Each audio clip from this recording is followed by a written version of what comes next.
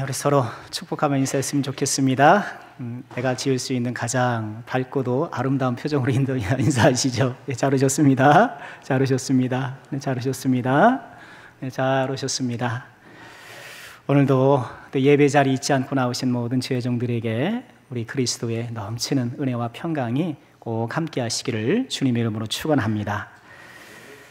오늘은 성서주일입니다.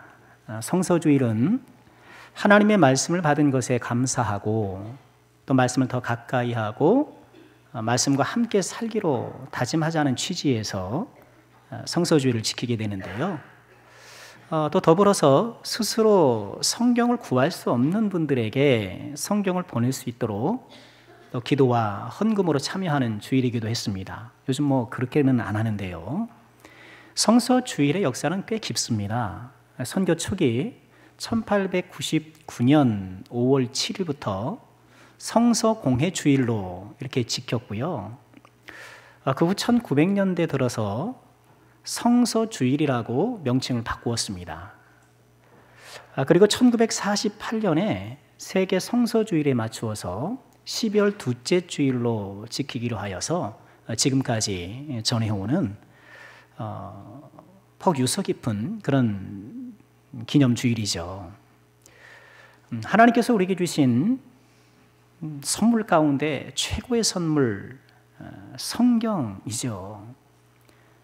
성경을 통해서 우리는 예수님을 만나게 되고 예수님을 믿게 되고 디모데후서 3장 15절 말씀 보면 그리스도 예수 안에 있는 믿음으로 말미암아 구원에 이르는 지혜가 성경 안에 담겨 있다, 그렇게 말씀을 하셔요.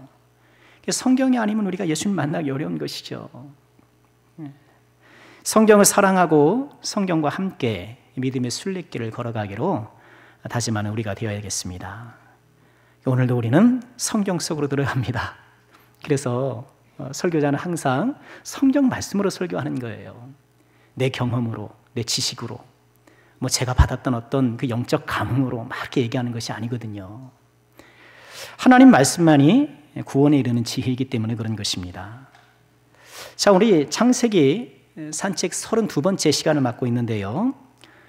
지난 주일에 우리는 형 에서를 피해 하란으로 가던 중에 하나님을 만나는 장면, 베델 하나님을 만나는 장면을 함께 살펴보았죠. 하나님께서 꿈에 야곱에게 나타나사 하늘 사다리를 딱 보여주셨어요. 하늘과 땅이 끊어져 있는 줄 알았는데, 하늘은 하늘이고 땅은 땅인 줄 알았는데 꿈속에서 보니 하늘과 땅이 긴밀하게 연결되어 있는 거예요. 그리고 그 사다리를 통해서 하나님께서 어떤 말씀을 주셨어요? 일방적으로 복을 퍼부어 주셨어요. 내가 너와 함께 있을 것이다. 또 너를 지켜줄 것이다. 또 이 땅으로 돌아오게 할 것이다. 15절 말씀이죠. 또 너를 떠나지 않을 것이다. 이렇게 하나님께서 야곱에게 막 복을 주셨어요. 아니, 야곱이 지금 도망가는 게 그렇잖아요. 무슨 뭐 의로운 일 하다가 뭐 억울한 일 당해서 가는 것도 아니고, 우리 독립투사들처럼 뭐 대의를 품고 뭐 간도로 만주로 가는 그런 것도 아니고, 아버지 속에다가 발각돼가지고 좀 도망가는 거잖아요.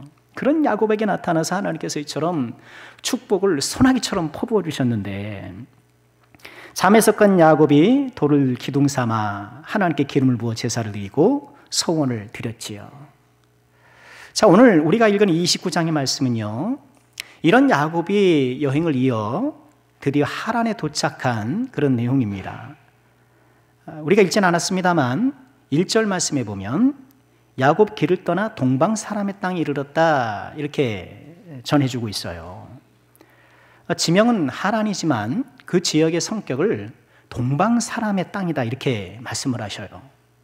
여러분, 동방이 어딘가요? 어떤 우리나라 이러시는데요. 그렇지 않습니다. 창세기에서 특별히 동방은요, 하나님을 떠나는 방향이에요. 창세기에서 아담과 하와가 범죄하고 에덴 동산 어느 쪽으로 나갔을까요? 동쪽으로 나갔어요. 그래서 그 동쪽에 하나님께서 천사를, 그룹들을 지키도록 그렇게 하셨잖아요. 동생 아벨을 죽인 가인도 어디로 갔을까요? 에덴 동쪽으로 갔다. 동쪽으로 가는 거예요. 창세기 11장에 보면 바벨탑을 쌓던 사람들이 어떻게 됐나요? 동방으로 옮기다가 시날 평지에 이르러서 거기서 탑을 쌓았다 이렇게 얘기를 해요. 창세기에서 동방은 하나님을 떠나는 방향. 그는 야곱이 길을 떠나서 동방 사람의 땅에 이르렀다라고 하는 것은 하나님을 모르는 사람들, 하나님과 멀리 떨어져 있는 그런 지역으로 가게 되었다라는 그런 얘기고, 야곱이 독착한 그곳이 참 만만치 않은 곳이라는 것을 암시하고 있는 거예요. 여러분 말씀 읽으시고 들으시고 창세기 29장 1절부터 쭉 읽어보시기를 부탁드리는데요. 야곱이 하란에 도착해서 한 우물가에 가게 됩니다. 거기서 우연을 가장한 하나님의 섭리로 라헬을 만나게 돼요. 라헬이 때마침 아버지, 그러니까 외삼촌이죠, 라반의 양떼를 몰고 거기에 왔거든요. 그리고 드디어 외삼촌도 만나게 되는 거예요. 자, 오늘 이야기는 그 이후의 이야기인데요. 오늘 말씀에서 우리는요, 속는 자 야곱을 봐요. 속는 자 야곱. 지금까지 야곱은 어떤 사람이었나요? 속이는 사람이었어요. 형을 속이고 아버지를 속이고. 그런 속이는 자였는데 뛰는 놈이에 나는 놈이 있다고 했나요? 야곱이요, 임자를 제대로 만났어요. 더 노련한 이런 사기꾼을 만나는데 외삼촌 라반을 만난 거예요. 자, 어떻게 야곱이 속는가 한번 좀 말씀을 통해서 볼까요? 야곱이 이제 외삼촌 집에 거주한 지 한 달쯤이 지난 모양이에요. 외삼촌 라반이 이렇게 얘기를 해요. 라반이 야곱에게 이르되 내가 비록 내 생질이나 어찌 그저 내 일을 하겠느냐, 내 품삯을 어떻게 할지 내게 말해라, 이렇게 얘기를 해요. 이제 한 달쯤 지났는데 아마도 야곱이 성실하게 일했던 모양이에요. 아니, 이 녀석이 나에게 조카라고 얘기는 하는데 여러분 뭐 주민등록증이 있겠습니까? 뭐가 있겠어요. 아마 그 어머니의 무슨 물건 같은 거로 증명을 할 수 있는 것이 있을 수는 있겠지만 뭐 DNA 검사를 합니까? 뭐 알 수가 없잖아요. 아마 라반은 한 달 동안 야곱을 이렇게 유심히 지켜보았던 것 같아요.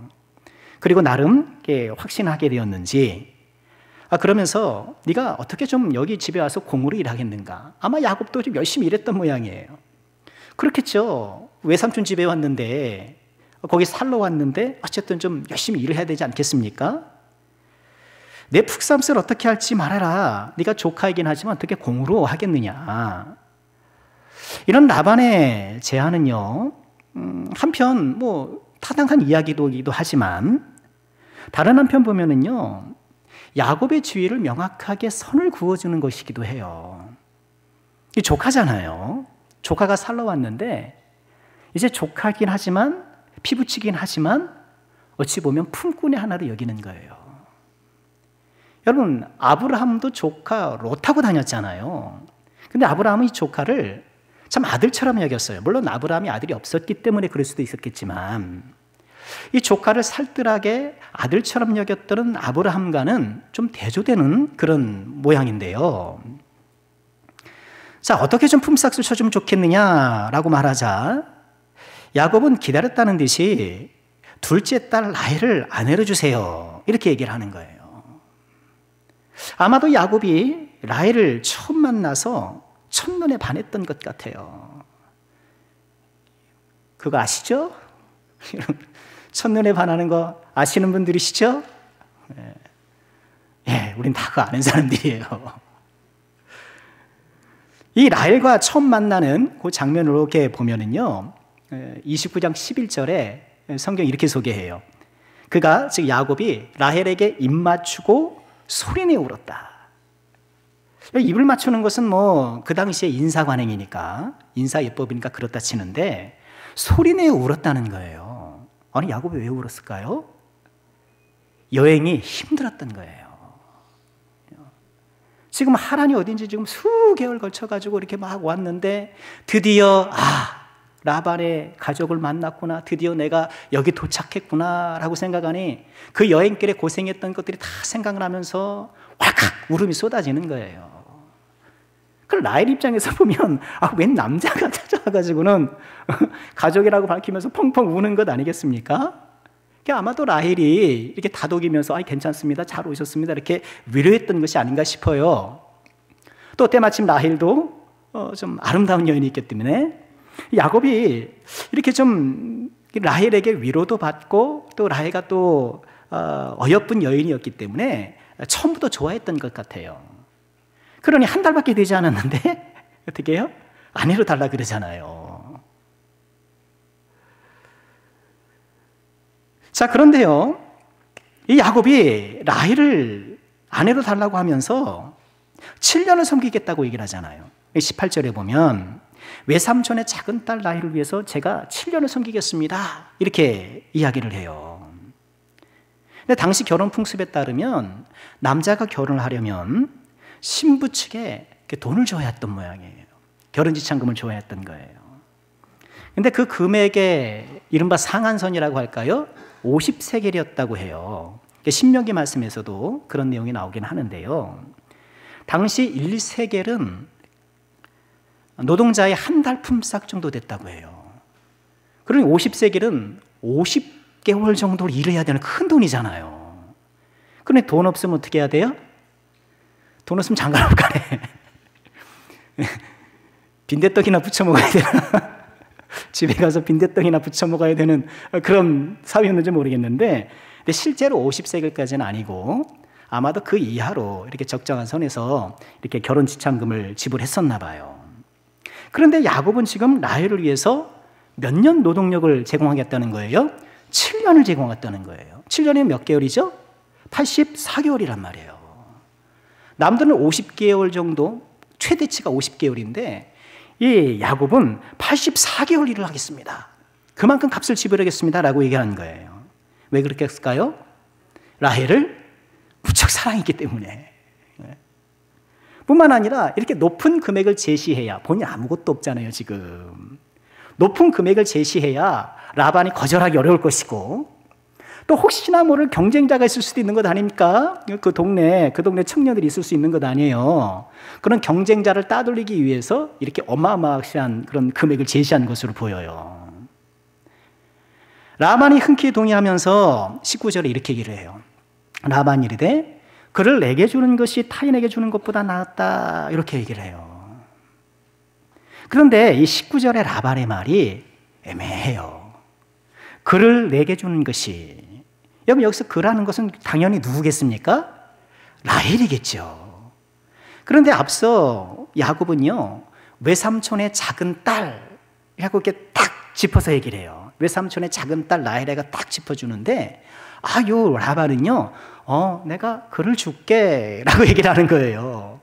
그러니까 야곱이 생각하는 사람과 이 라반이 생각하는 사람이 다를 수 있다라는 가능성이 이 라반의 말 속에 들어있는 거예요. 야곱은 라반의 약속을 믿고 7년을 열심히 봉사하죠. 20절 말씀 보니까 야곱이 라헬을 위하여 7년 동안 라반을 섬겼으나 그를 사랑하는 까닭에 7년을 며칠같이 여겼다, 이렇게 말씀을 해요. 아마 7년이 며칠같이 여겨졌나 봐요. 여러분 제가 우리 남성교회 부임한 지 해솔이 7년이 차가는데 며칠처럼 지나갔습니다. 며칠처럼 지나갔어요. 여러분 그렇죠? 벌써 그렇게 됐나 그러시죠? 네. 그렇게 됐어요. 자, 그런데 요 며칠같이 이겼다 요 말씀은요, 앞서 야곱이 도망 나올 때 어머니 리브가가 이런 얘기를 했었어요. 44절에 보면, 27장 44절에 보면 내 형의 노가 풀리기까지 몇 날 동안 그와 함께 거주해라, 이렇게 얘기를 했거든요. 그때 몇 날 동안과 오늘 이 며칠까지가 이 단어가 순서만 바뀔 뿐 같은 단어거든요. 그러니 야곱은요, 가만히 들여다보면 지금 오자마자 품삯으로 아내를 요구하잖아요. 그런데 아내를 요구하는 것도 아버지 이삭이 하란으로 보내면서 도망을 가지만, 그 도망가는 김에, 그런 말은 없지만 여기서 아내를 취하지 말고 외삼촌 라반의 집에 가서 아내를 취하라, 그렇게 얘기를 했거든요. 그러니까 야곱의 행동이나 그의 행동을 해설하는 20절의 말씀을 보면 야곱이 도망 나올 때 주셨던 아버지의 말씀과 어머니의 말씀을 마음에 담아두고 있는 것으로 보여요. 그러니 아버지의 말씀대로 얼른 아내를 구하고 며칠이 지나면, 그런데 그 며칠이 7년이면 7년, 약간 그 정도 지나면 이 형도 좀 누그러졌겠지. 그럼 그때 돌아가야지. 그런 생각으로 지금 이 라반의 집에서 생활하기 시작했던 거예요. 하지만 야곱의 이런 기대는요, 산산이 무너지고 말았죠. 7년이 지났습니다. 21절에 보니까 야곱이 라반에게 얘기를 해요. 내 기한이 찼으니 내 아내를 내게 주소서. 내가 그에게 들어가겠습니다. 내 아내를 달라 이렇게 얘기를 하잖아요. 아직 결혼을 안 했는데 내 아내를 달라 이렇게 얘기를 해요. 요 말 속에는요, 야곱의 감정이 담겨 있어요. 사실 이 말은 야곱이 해야 될 말이 아니라 누가 해야 될까요? 외삼촌 라반이 하는 것이 더 모양새가 좋은 거예요. 어이 조카, 벌써 우리 집에 온 지 7년이 다 됐네. 그래, 우리 약속한 대로 나하고 결혼할 테니까 이제 좀 준비하시게. 그렇게 외삼촌이 얘기해 주는 것이 맞잖아요. 그런데 7년이 다 가도록 라반은 별 반응이 없던 것 같아요. 그러니 야곱이 조금 짜증이 나서 이제 외삼촌한테 얘기하는 거예요. 내 아내 주세요. 그 약속한 내 거 주세요. 뭐 그런 거예요. 그러자 라반이 사람들 모아 잔치해요. 22절에 보니까 라반이 그곳 사람을 모아 잔치를 했다 이렇게 말씀을 하는데, 이런 야곱의 말에 라반이 뭐 대꾸를 안 해요. 이러니 저러니 말하지 않고 그저 묵묵부답으로 잔치만 벌이고 있는 거예요. 야곱의 이런 침묵이 라반의 이런 침묵이 라반의 알 수 없는 속을 보여주는 거예요. 지금 무슨 생각으로 지금 잔치를 하는지 잘 모르겠는 거예요. 드디어 결혼식이 되었고 라반은 그의 딸 레아를 야곱에게 데려가죠. 그리고 첫날밤을 보냈는데 다음 날 어떻게 됐어요? 22절에 보니까 야곱이 아침에 깨보니 레아라. 아침에 깨어봤더니 누구예요? 언니였던 거예요. 그래서 사람들은요, 그렇게 모를 수가 있을까? 아무리 어두운 밤이라더라도 동생과 언니를 7년이나 살았는데 그걸 구분 못했을까? 그렇게 보는 사람들이 있는데요. 근데 당시 결혼식 때는 이게 신부를 이렇게 베일에 이렇게 가린다고 해요. 그리고 잔치가 벌어졌으니까 아마도 포도주를 마셨겠죠. 그러니 야곱이 아마도 살짝 취한 김에 잘 분별을 못했던 것이 아니겠느냐, 그렇게 보는 해석이 좀 우세해요. 깜짝 놀라는 것이죠, 야곱이. 내가 7년 동안 지금 누구를 위해서 지금 일을 했는데, 그렇잖아요. 7년 동안 내가 누구를 위해서 일했는데 이거 딱 눈 떠보니까 엉뚱한 사람이 있는 것 아닙니까? 따지는 것이죠. 외삼촌이 어찌하여 같이 했습니까? 내가 라헬을 위해서 외삼촌을 섬겼는데 나를 속인 이게 어찌된 일입니까? 하면서 막 따져대는 것이죠. 형도 속이고 아버지를 속이고 이게 속임수의 이 고수였던 야곱이 이제 본인이 속는 거예요. 그러자 라반이 이렇게 둘러대죠. 26절 보실까요? 다시 읽어볼까요? 시작. 라반이 이르되 언니보다 아우를 먼저 주는 것은 우리 지방에서 하지 아니하는 바이다. 더 화가 나죠. 그럼 어떻게 했어야 돼요? 진작 말했어야지. 그럼 진작 말했어야죠. 성경이 없지만 그럼 진작에 말씀했어야죠. 라반이 야곱을 속인 거예요. 그러면 또 어떻게 해요? 라헬을 위해서 7년을 섬기라고 얘기를 합니다. 27절 보실까요? 이를 위하여 7일을 채우라. 이 7일은 결혼 기간이에요. 당시 결혼은 7일 동안 했대요. 7일 동안 결혼을 한 후에 그도 내게 주리니, 라헬도 내게 줄 테니까 또 나를 7년을 섬겨라. 라반이 7년을 공짜로 착취하고 7년을 더 부려먹으려고 그러는 거예요. 그런데 야곱이 어떻게 할까요? 야곱이 그대로 하여 그 7일을 채우매, 결혼식 7일을 채우매 라반의 딸 라헬도 그에게 아내를 주게 된 거예요. 당시 결혼식은 7일간 펼쳐졌는데 7일 만에 장가를 2번 간 거예요. 7일 만에 결혼식을 2번 한 거예요. 라헬을 죄송합니다. 외상으로 받았으니까. 그죠? 외상으로 받았으니까 또 갚아나가야 될 건 아닙니까? 7년을. 그러니까 야곱이 꼼짝없이 라반에게 사로잡힌 거예요. 근데 야곱이 이런 라반의 제안을 받아들일 수밖에 없었던 이유는 무엇이었을까요? 30절에 이렇게 얘기를 해요. 야곱이 또한 라헬에게로 들어갔고 그가 레아보다 라헬을 더 사랑하여 다시 7년 동안 라반을 섬겼다. 라헬을 더 사랑했기 때문에 라헬을 아내로 맞으려면 어쩔 수 없었던 거예요. 무척 좋았던 모양입니다. 14년을 일을 했어요. 14년을. 여러분의 남편이 여러분을 위해서 14년 동안 아마 평생 애써주신 것 아닙니까? 자, 오늘 말씀에서의 우리는요, 야곱의 진심을 봐요. 야곱의 진심. 야곱의 삶은 지난 시간에 우리가 살펴보았던 베델 이전과 이후는 아니거든요. 베델 이전의 야곱의 삶은 우리가 보았던 대로 형을 속이고 아버지를 속이고, 아니 세상에 속일 사람이 없어서 아버지를 속입니까? 그것도 눈 못 보는 그런 아버지 딱 속여서 축복을 착 뺏어가지 않습니까? 그런데 베델 이후에 야곱은 진심을 보이기 시작해요. 한 달 동안 외삼촌으로부터 성실성을 인정받아요. 진실하게 일했기 때문에. 아니 라반이 얼마나 노련한 사람입니까? 얼마나 약은 사람입니까? 이것이 겉으로 일하는지 진심으로 일하는지 그걸 몰랐겠습니까? 무엇보다 라헬을 사랑하되 진심으로 사랑했던 거예요. 7년을 며칠처럼 여기며 열심히 일을 했던 거예요. 아니 이전에 야곱하고는 많이 다르지 않습니까? 이전에는 속임수를 발휘해서 빨리 땡겨 받으려고 그러고 자기가 차지하려고 그러고 막 그랬는데, 이제는 진심 어린 사람이 되어서 과묵한 행보를 보여요. 아버지의 축복은 속여 빼앗으려고 했는데 외삼촌의 딸은 정직하게 얻으려고 하는 거예요. 야곱이 달라졌어요. 여러분 그런데 보세요. 집을 나온 야곱이 맨 처음 만난 분이 누군가요? 하나님이었어요.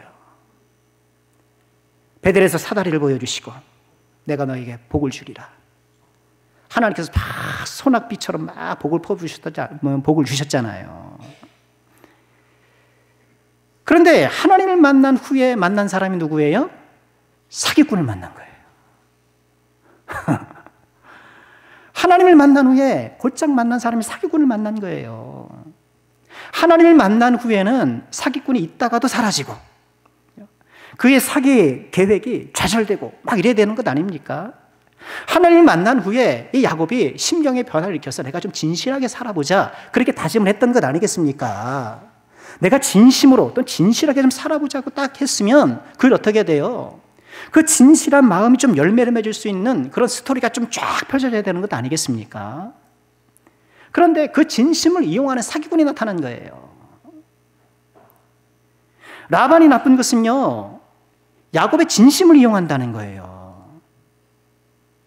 성실하게 일하려고 하는 야곱의 진심, 또 라헬을 진짜 사랑하는 그 사랑의 진심을 이용하는 거예요. 여러분 사기꾼들이 나쁜 게 그거잖아요. 다른 사람의 진실함, 간절함을 이용한다잖아요. 이런 보이스피싱 하는 사람들이 막 그렇게 막 사기치잖아요. 아, 여러분 지금 통장에 지금 돈이 빠지고 있어요. 그거 빨리 막으셔야 됩니다. 아, 이러면 얼마나 겁나겠어요. 그렇잖아요. 내가 그 돈 모으려고 아침부터 저녁까지 막 수고하고 뭐 개도 들고 막 해가지고 뭐 차곡차곡 뭐 하는데 돈이 막 빠지고 있다니까 얼마나 덜컹덜컹 하겠습니까? 그 내 재산 지키려고 하는 그 진실된 마음, 간절한 마음을 이용해서 사기치는 것 아닙니까? 또 어떻게 사기쳐요? 아, 지금 당신 아들이 나한테 붙잡혀 있습니다. 그런 말 많잖아요. 저희 어머니가 그런 전화를 받았어요. 수년 전에. 한 10년도 더 됐죠. 저희 동생이 춘천에서 대학을 다녔는데요. 전화가 온 거예요. 아들을 지금 잡고 있으니까 빨리 돈 보내라고. 그래서 전화를 바꿔준 거예요. 전화를 바꿔줬더니 엄마 저 뭐가 잡혀가지고요 어쩌고저쩌고요 막 이렇게 연기를 하는 거예요. 그러니 어머니가 얼마나 덜컹했겠습니까? 그래서 아들 녀석한테 막 전화를 했더니 때마침 또 안 받네 전화를. 근데 나중에 통화가 된 거예요. 제가 먼저 교회 오금제교회 섬길 때도 어떤 집사님 그런 유의 전화를 받으신 거예요. 납치했다는 거예요 아들을. 그랬더니 1시간을 전화를 붙잡고 막 설득하고 막 그랬다는 거예요 그분이. 아 뭘 원하는 게 뭐냐 뭐 막 이렇게 하면서 한참 얘기했다는 거예요. 전화하면 그러잖아요. 아 요번에 어디 회사에 지금 지원하셨죠? 합격되셨습니다. 청년들이 얼마나 그 전화 받고 기뻤겠어요. 합격하셨는데 당신의 시원원을 좀 보증하려면 좀 보증금이 필요해요. 어디 계좌로 한 3천만 원만 보내셔요. 그렇게 진심을 이용하는 거예요. 여러분 뭐 이제 그런 거 이제 우리가 많이 얘기를 들었습니다만 또 혹시 그런 전화 오면 더 속할 수 있잖아요. 순간. 조심하시길 부탁드리겠고요. 오늘 이 라반은요 야곱의 진심을 이용하고 있는 거예요. 좀 열심히 살아보겠다, 진심으로 살아보겠다 하는 것, 그걸 이용하고 지금 라헬을 사랑하는 그 진심 어린 사랑을 지금 이용해 먹고 있는 거예요. 나쁜 사람이에요.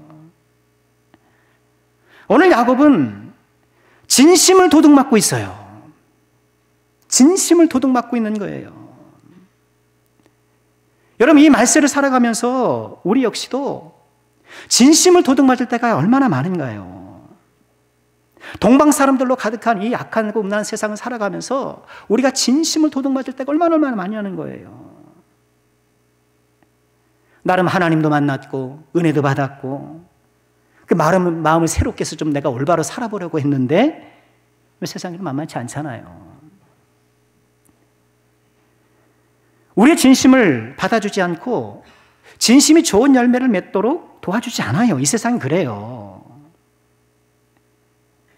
나는 진심으로 그 사람을 대했는데 아니 그 사람은 내 마음과 달랐던 거예요. 오히려 나의 진심을 이용해 먹은 거예요.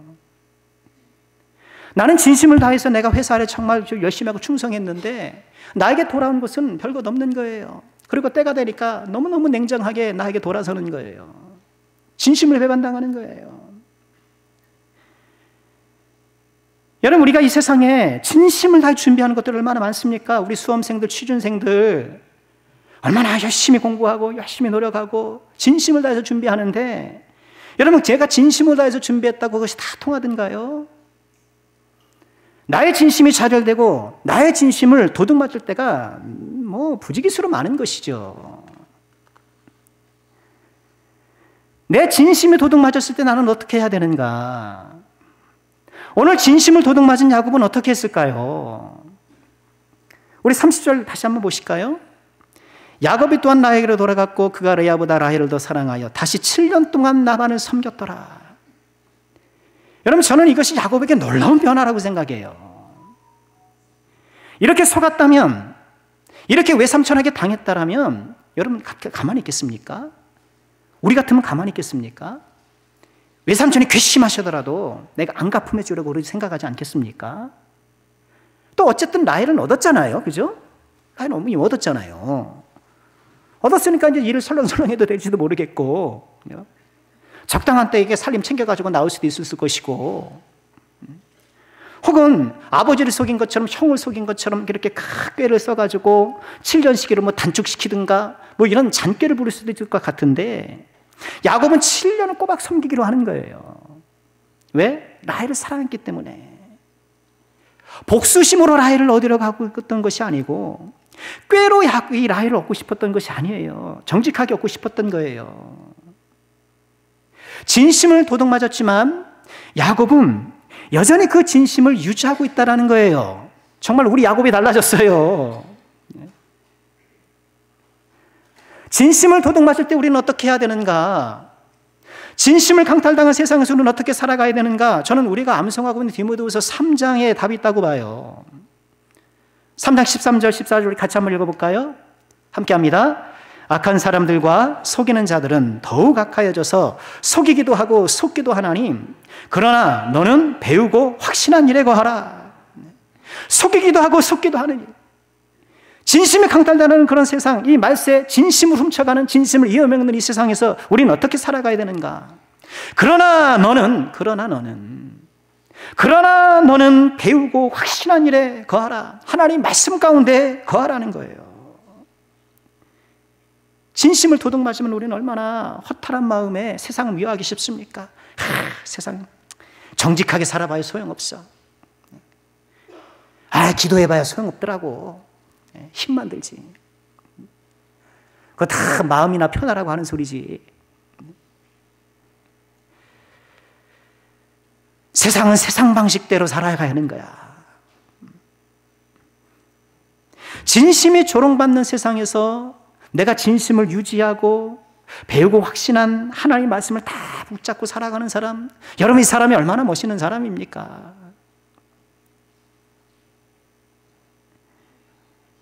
야곱의 삶에서 관찰되는 이런 변화를 보면은요, 속이는 자였던 야곱, 지금 속는 자가 되니까 진실한 사람이 돼가고 있어요. 다시 말하면 진심한 사람이 되니까, 진심의 사람이 되니까 속기 시작하는 거예요. 이런 삐뚤어지고 뒤틀려진 세상 속에서 어떻게 살아가야 하는가? 진심을 도둑맞은 세상에서도 여전히 진심을 붙들고 견지하는 이 야곱. 우리도 이 세상에서 나의 진심이 도둑맞을 때에 배우고 확신한 하나님의 말씀 안에 내가 굳건히 서리라. 다시 한번 우리가 다짐해야 되지 않겠습니까?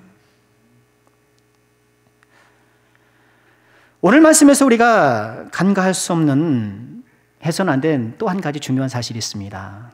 그것은 하나님의 멈추지 않는 섭리예요.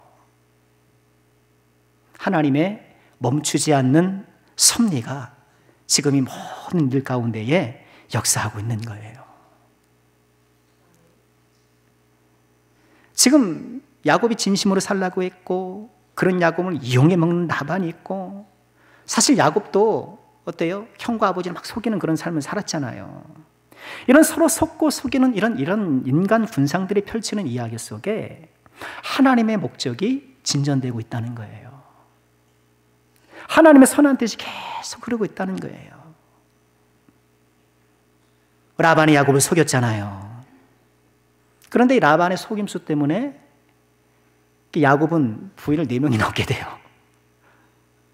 물론 그 과정 자체를 우리가 다 옳았다라고 보기는 어렵지만, 레아와 라헬의 이런 출산 경쟁 덕에 야곱은 12명이나 되는 아들을 얻잖아요. 딸도 얻고. 베델에서 만난 하나님은 야곱에게 어떻게 복을 주셨나요? 28장 14절에 보면 내 자손이 땅에 티끌같이 되어서 서쪽, 동쪽, 북쪽, 남쪽으로 퍼져나갈 것이다 하면 자손의 축복을 주신 거예요. 사실 이 말씀은 아브라함에게도 주셨고 이삭에게도 주셨던 말씀인데, 이제 야곱은 어때요? 그 복을 실질적으로 누리는 사람 되기 시작한 거예요.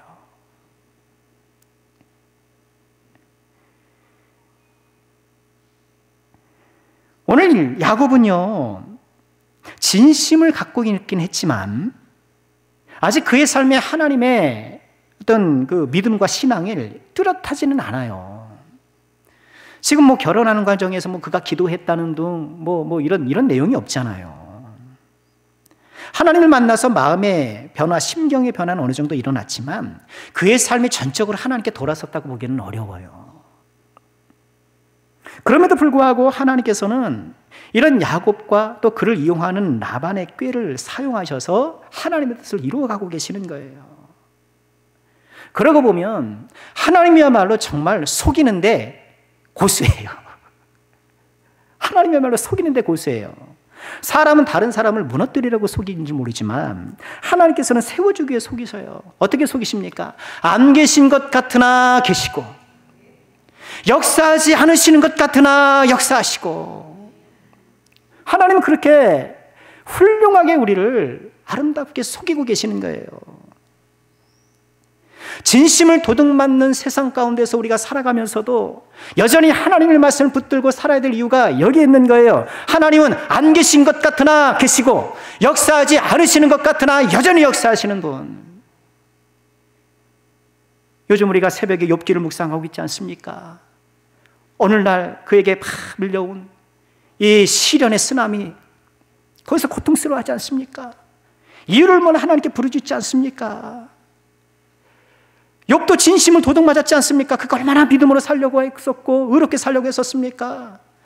그런 진심 어린 신앙이 지금 도둑맞고 시련이 다가오고 사람들은 조롱하고 너 죄를 지어서 그래 막 정죄하고. 그러나 욥은 어떻게 고백해요? 23장 10절의 말씀에서 그러나 내가 가는 길을 그가 아시나니 그가 나를 단련하신 후에 내가 순금같이 나오리라. 하나님은 여전히 살아 역사하신다고 믿는 거예요. 아직 무슨 증거가 나타난 것도 아니에요. 오른쪽을 봐도 하나님 없고 왼쪽을 봐도 하나님 없고. 그러나 그 하나님을 바라보는 거예요. 여전히 살아 역사하시는 하나님, 그 하나님을 바라보는 거예요. 하박국도 그렇지 않습니까? 하나님, 세상에 이렇게 부조리가 가득한데 하나님 뭐하고 계신 것입니까?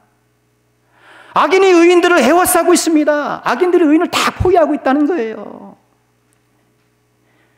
의인들이 지금 진심을 강탈당하고 있는 거예요. 나는 믿음으로 살려고 했는데 내 주위는 다 악한 사람들이 그들이 승승장구하고 있는 거예요.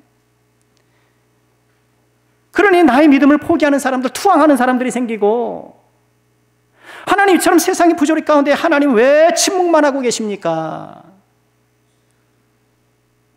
그런 하나님께서 하박국을 만나주시고 그게 말씀을 주셨을 때 하박국이 어떻게 노래합니까? 하박국 2장 20절이에요. 같이 읽을까요? 시작. 오직 여호와는 그 성전에, 하박국 2장 20절입니다. 오직 여호와는 그 성전에 계시니 온 땅은 그 앞에서 잠잠할지니라. 하나님 어디 계십니까? 왜 하나님 침묵하고 계십니까? 왜 하나님 방관하고 계십니까? 하나님 어디 계신지 몰랐는데 오직 여호와는 그 성전에 계시니, 하나님께서 계실 곳에 계신다는 거예요. 이스라엘 자리에 있고 계신다는 거예요. 아버지의 자리, 주권자의 자리, 우리를 사랑하시는 그 자리에 여전히 계신다는 것을 본 거예요. 여호와께서 그 성전에 계시니 온 천하는 잠잠할지어다. 의심하는 마음도 잠잠할 것이고 교만한 마음도 잠잠할 것이고, 여호와께서 여전히 그 성전에 계시니 온 땅 그 앞에서 잠잠할지어다. 진심이 강탈당하고 진심을 도둑마는 세상 가운데서도 여전히 하나님께서 나와 함께한 것을 바라보는 것. 오늘 이 야곱의 이야기는 우리에게 그런 하나님을 소개해주고 있는 것이죠. 여러분은 어떤 진심을 도둑맞았습니까? 나의 이런 참담한 현실 너머에 여전히 하나님께서 역사하신다는 것은 우리에게 큰 소망이 아닐 수 없는 것이죠. 여전히 하나님의 큰 손이 내 삶을 이끌고 계신다는 것을 굳게 믿으시고, 그럴 때 내가 진심을 강탈당하여도 안심할 수 있고, 여전히 하나님께서 그 자리에 계신 것을 우리가 확신할 때에 우리가 당당하게 믿음으로 나아갈 수 있는 것이죠. 말씀 마치겠습니다. 속이는 자 야곱이 속는 자가 됩니다. 아이러니하게도 속는 자 야곱은 이전의 야곱보다 훨씬 진실한 사람이 되어 있습니다. 진심을 도둑맞았으나 그는 진심을 이어가기로 합니다. 악한 사람들과 속이는 자들은 더욱 악하여져서 속이기도 하고 속기도 하나니,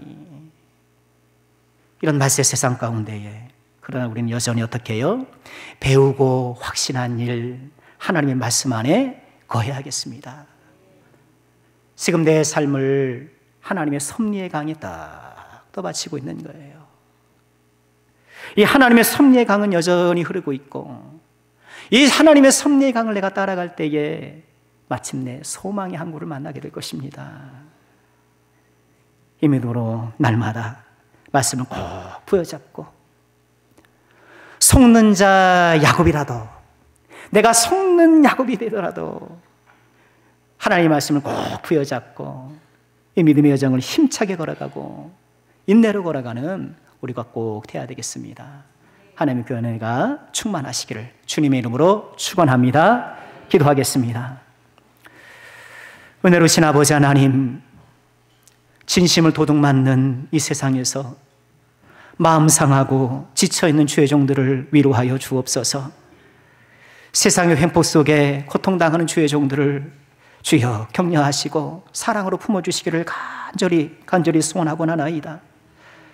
그러나 너는 배우고 확신한 일에 거하라는 말씀을 다시 한번 꼭 부여잡게 부어주시고, 나의 모든 삶을 지탱해 주시는 하나님의 은혜의 섭리의 강이 여전히 흐르고 있음을 알아 하나님을 믿음으로 따라 나가는 우리 모두가 꼭 되게 하여 주옵소서. 날마다 하나님 말씀 꼭 붙잡고 세상과 구별된 거룩한 백성으로 날마다 살아가 하나님 기뻐하시는 백성으로 칭찬받고 상급받는 주의 백성들이 다 되게 하여 주시옵소서. 예수님의 이름으로 기도하옵나이다. 아멘.